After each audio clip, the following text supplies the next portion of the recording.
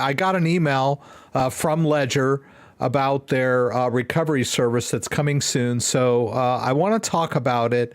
There were a few things, some vulnerabilities that I was mistaken about, although I'm still not comfortable with the backup service itself. I've gone over and over again how I still believe that it is optional and not a threat to the security of your private key if you don't use it. A lot of people don't trust Ledger anymore. I won't get too much into that. I kind of want to talk about what it is about, how it's going to be implemented, and why I still am not comfortable with using it myself. But I want to get into a broader discussion of self-custody in general and how this new feature in the Ledger wallet, which is, you can't deny, it is the #1 hardware wallet out there on the market, at least for now.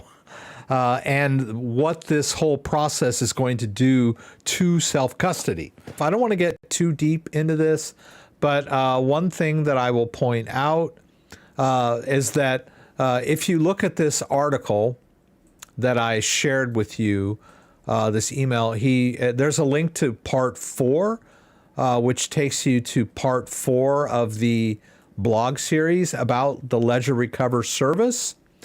And at the very beginning of the article are links to parts 1, 2, and 3. So and I read through all these today. It's pretty dry stuff. It was a bit of a struggle for me to get through it. When I'm reading in front of my computer, I'll fall asleep at some point. Okay, let me get back to part 1. And someone is commenting here. The misinformation people take is Ledger has a backdoor directly in their device. They lack the understanding that the recovery service is accessed through the Ledger Live app. Let's see here. Bets, the Ledger Live app is already connected to the internet, so there is no vulnerability. The Ledger itself won't ever access the service unless the user approves manually. Very well spoken. Thank you for that, Bets. I wanted to kind of point that out in part 1 here. He makes this statement here. When using a Ledger device, you are guaranteed that no one can interact with your private keys without your consent, ever. Any interaction with the secrets held by your device will always require a manual action on your end. It is the core principle of your hardware's wallet security. Now, a lot of people bag on Ledger for having part of their process secret. Well, this is by design. It has always been this way. There are a lot of other wallets that use a secret process. The way your phone works is secret in many respects. A lot of things have a secret to protect people from accessing those processes, right? And Ledger will often say military grade security. So if you look at this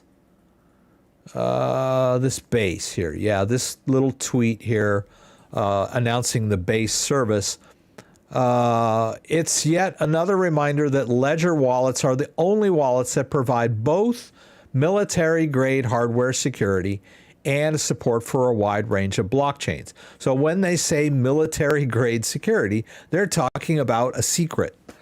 They're talking about something that cannot be accessed because it runs on the secure chip element, and Ledger firmware is not open source. So that's what most people are attacking, but that has been a part of the Ledger hardware wallet and other hardware wallets for many years. The fact that what goes on inside is a secret.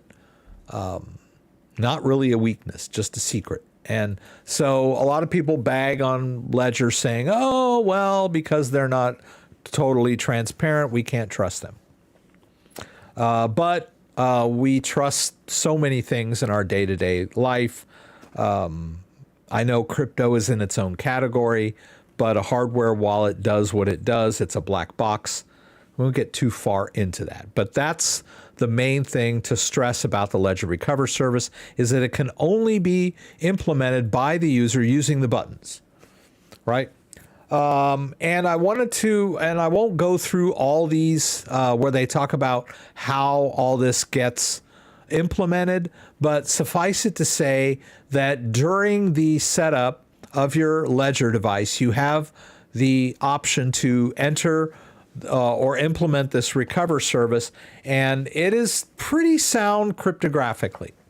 And part of what my objection to it was that the three pieces that get sent off to three different providers, I was under the impression that any two could get together and put the pieces together to gain access to your seed phrase, and I was mistaken about that.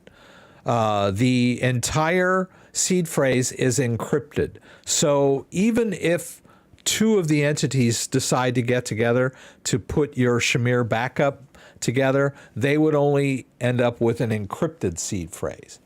So the seed phrase itself is decrypted on your device during the restore process.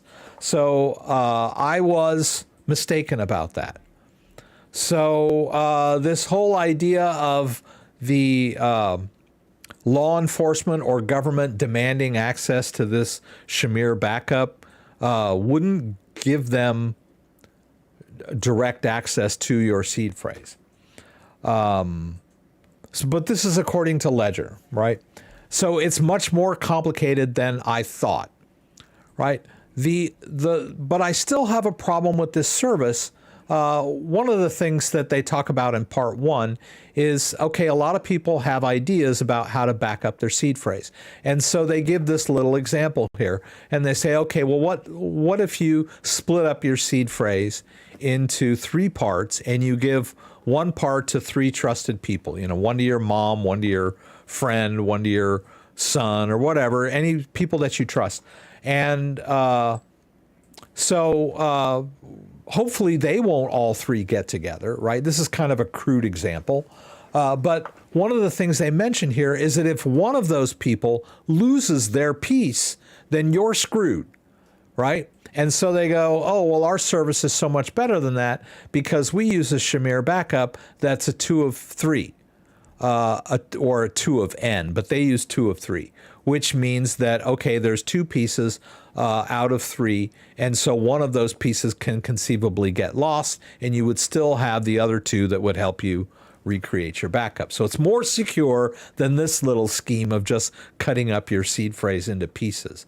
But it's still vulnerable to the same thing. What if 2 of the entities go down and you're only left with one piece? Well, then you're screwed, right? So it's not, I mean, it's better than this little thing, but it's not foolproof, right? So if you are only relying on Ledger Recover, you do not write down your seed phrase, and you're only relying on Ledger Recover, and something happens to 2 of those entities out there, and you lose your device and you need to restore, then you're screwed, right?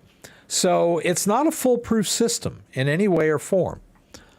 And then this is what really, the part 4 is really what gets me, where they talk about the IDV. Now, the IDV is that component that is needed to decrypt the recovery phrase after it has been reassembled, right? And this is it's some kind of cryptographic representation of several elements. So the first element is your identity documents, right? So you're required during the process to produce a government issued ID or your passport or something that is an official document. And you scan that in, and then they take, by that scan, they can pull out your birth date, where you were born, all that kind of stuff, right? Then they also require biometrics data. So they're going to have you record a short video. And that short video, from that short video, they will extract a selfie at some point. So you've got a lot of biometric data, and they've got this liveness check, which checks to make sure that it's not AI generated, you know, or a live interview of some sort. So yeah, I get it. It's pretty thorough. But do you really want all of your biometric information to be sliced and diced and saved somewhere? And then, you know, in addition to, you see, you've got the cryptographic security of your seed phrase. Okay, that's seems pretty sound. But then you also have to worry about the cryptographic security of this IDV that gets created, right? This slicing, dicing of all my biometric data combined with my official documents becomes, you know, some kind of crypto key.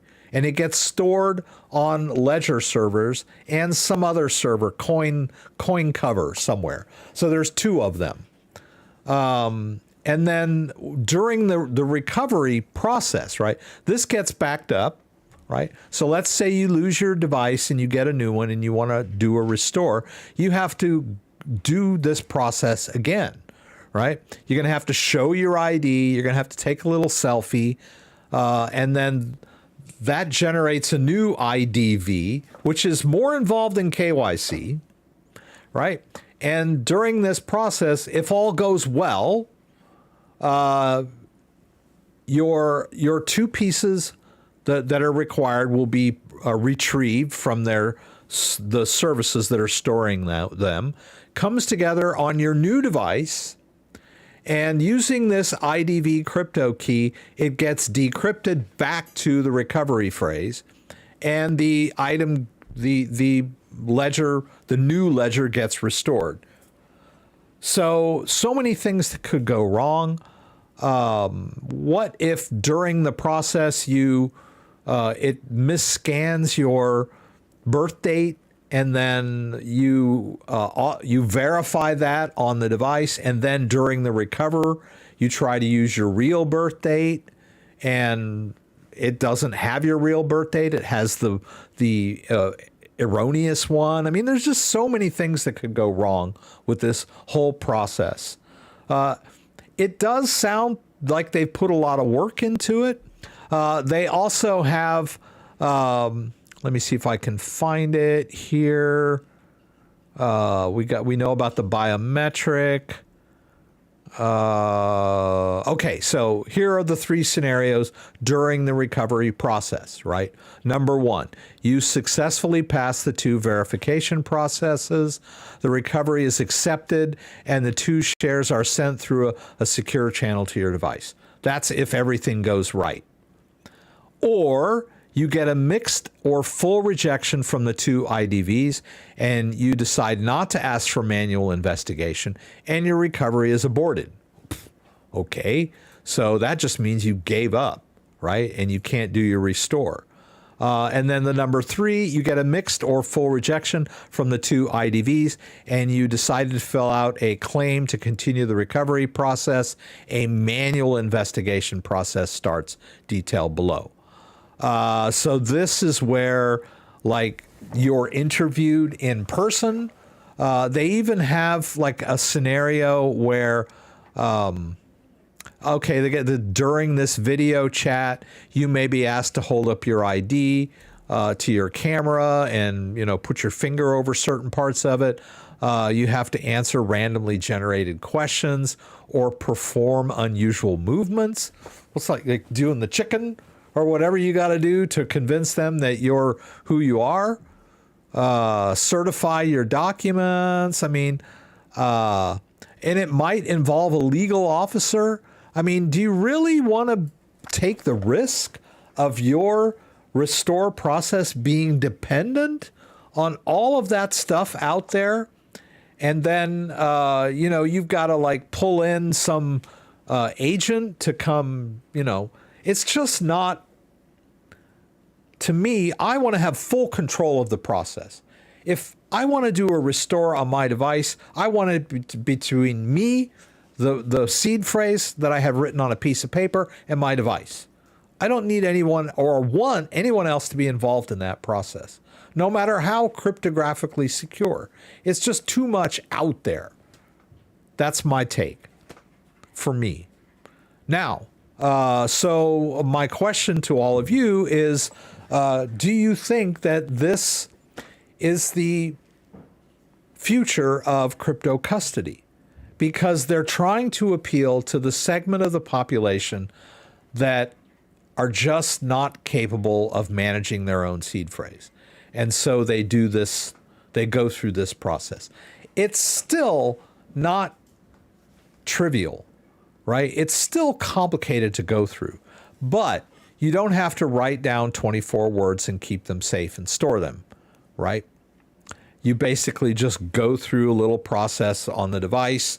You show a bunch of ID and you trust them to like store all that securely. And then if you lose your device, you trust that process to accurately manage to restore your device, right? That's just too much for me.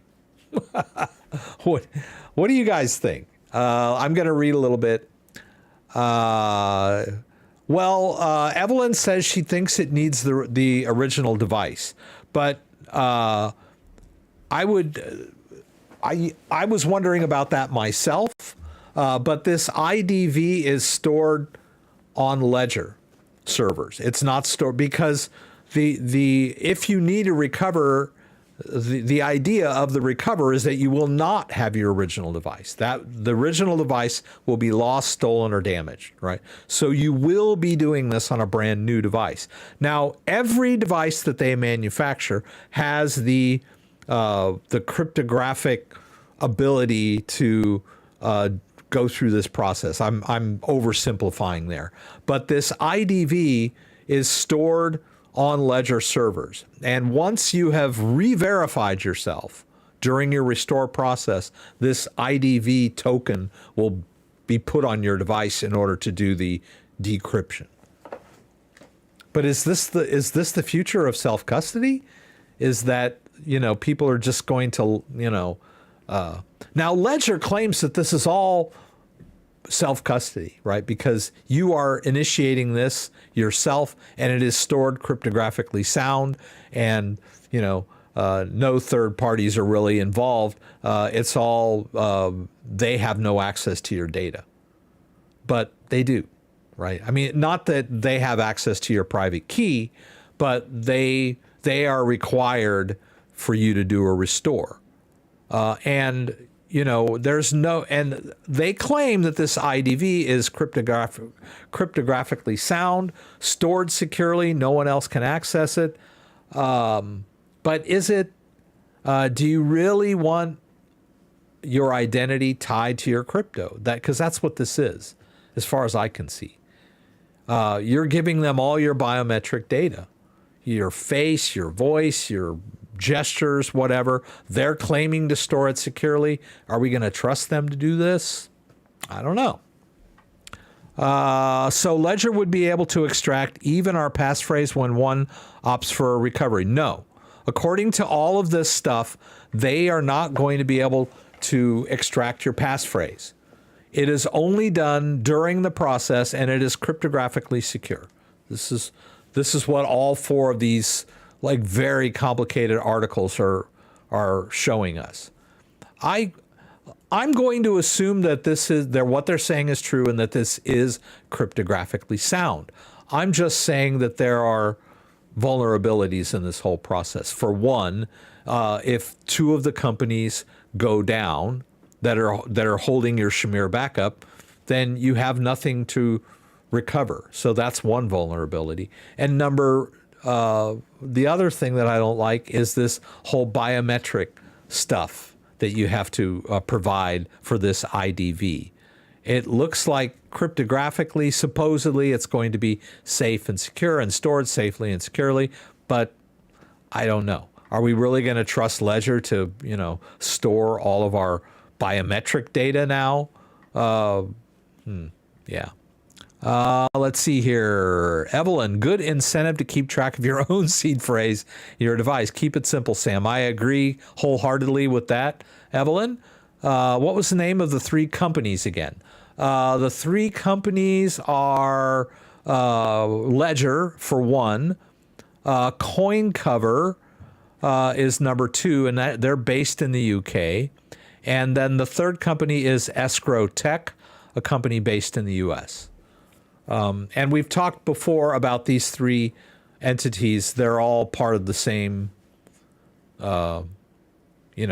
system, right? UK, US, and France. They're all part of the Western system, right? I had always said, well, what if law enforcement demands to see these Shamir backup pieces that they possess? And after reading these four blog articles, apparently, even if they recombine two pieces, they're left with an encrypted seed phrase. They don't have access to your seed phrase. The IDV, the biometric and document check, will allow this seed phrase to be decrypted, right? According to this. But to me, even if it works flawlessly, it's just the risk of something going wrong. Well, that's a contradiction. But okay, let's say even if this works flawlessly and privately no one can access your seed phrase, to me, it's just, I would go nuts worrying about this recover process and having to contact Ledger and doing all this just to do a recover. I'd rather do a recover in the privacy of my own home between me, my seed phrase, and my device. I don't need or want outside entities. I don't want to have to rely on outside entities to do a restore. That's just me. Some people might want that. I don't know. Let's see. Everyone's agreeing with Evelyn. Yeah. CryptoDad, I don't agree with the Ledger recovery service, but I also don't believe if you opt out, your device is vulnerable to backdoor. I don't either. I still, and I may be silly, a lot of people have bagged on me for saying this, I still trust the device to be safe and secure when used without the recovery service. There are a lot of people out there that don't agree with the recovery service. They think it introduces a backdoor into your device. I don't agree with that. I could be wrong, but that's my opinion, is that if I continue to use the device the way I've been using it, it's still one of the best and safest and secure ways to store your crypto. I will opt out of the recovery service. I just don't want to use it. It's just too much for me. Those incapable of keeping a seed will just buy the BTC ETF. Sounds logical for the 80-year-old grandmother. Yeah, I agree with that too, Rabba. That might be the best alternative for people that don't want to be involved in real crypto self-custody. But, I agree with that market-wise, but really, if we want Bitcoin to be adopted and used as a decentralized cryptocurrency, we should encourage everyone to use their own wallet and practice good self-custody. Just allowing some Wall Street firm to handle your Bitcoin for you is antithetical to the whole idea of what crypto is all about.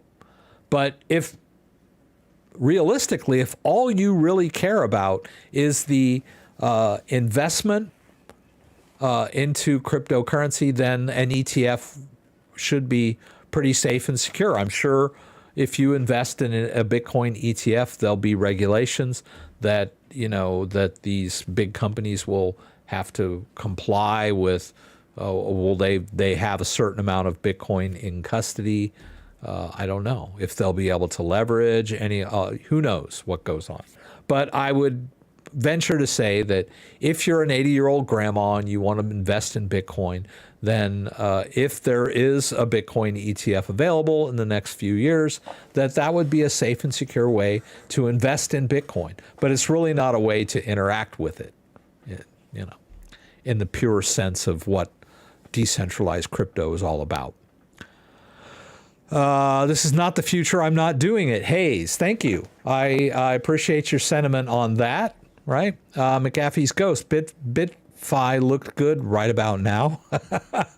If you complicate the seed phrase recovery process enough, then you ensure the new retail users run to create centralized crypto accounts. Yes, because they've made it so complicated and controversial and introduced doubt, you're going to have more people just simply buying and holding on exchanges. I agree with that too. So people need to do a live feed with a Ledger employee. If everything else fails, right? If you're successful, if you do number one, then you don't need to talk to anybody, right? Number one, you successfully pass the two verification processes. This, ideally, if this works the way it's supposed to work, you won't have to deal with anybody. The number three is if something goes wrong, then you would have to deal with an employee at Ledger, right? Ideally, it'll all happen flawlessly, but you still will be interacting, with the internet and all of these entities, to recreate your backup. But it will all happen mathematically and safely and securely and cryptographically sound, right? That's the idea. Still, to me, it's just too many moving parts. I'm just suspicious that way of something breaking. I would just go nuts if let's say I had 50 grand worth of crypto on my device and I lost it or it got stolen, and then I'm trying to do their restore process. I didn't write down my seed phrase and something goes wrong. I would go nuts. And then I have to deal with someone in person. That's too much. The risk of that happening, I don't want the risk of that happening. I would, I've got a seed phrase. I know where it is. If something happens to my ledger, I can do a restore. I'm perfectly capable of doing that.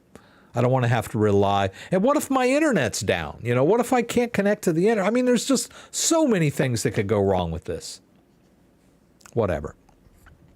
Let's see. Do we have an opt-out or opt-in? I believe it's just an opt-in, right? You're not required to enroll in Ledger Recover.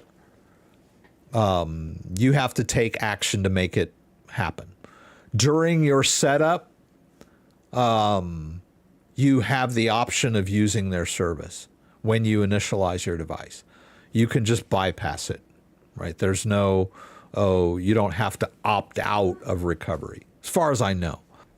So that's enough. I'll leave that to the nether.